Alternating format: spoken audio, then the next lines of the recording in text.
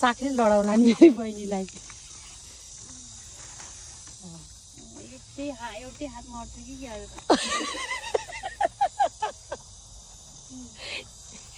एउटै हातमा अट्छ कि एउटैले भरिन्छ बाजे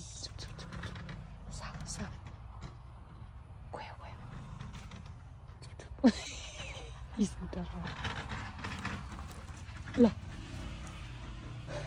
ऊ त्यही उहाल नि राम्रो छ सक्छ त भोलि यो ओइन च्याटेर मुठा बनाउन एउटा मुठामा हाल्छ होला 15-20वटा मिलाउनु पर्छ पात फर्काएर यसरी भोलि सिकाइदिन्छु म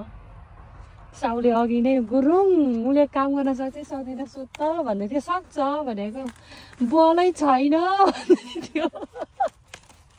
कति खान्छ र हामीले त है भोलिलाई नि चाहियो नि हो त्यो पात फाल्ने हो पुग्छ होला है दुई बहिनीलाई सानो मान्छे भोलि यसरी उहाल्ने हो अब मुठा बाँध्नलाई सक्छ मुठाले लडाइदिने होला हाम्रो समीक्षा बहिनीलाई काम लाउन नि माया लाग्छ यस्तो हात छ हेर मोइनी छ सानो भोलि त्यसरी म भोलि सिकाइदिन्छु हाम्रो पारा चाहिँ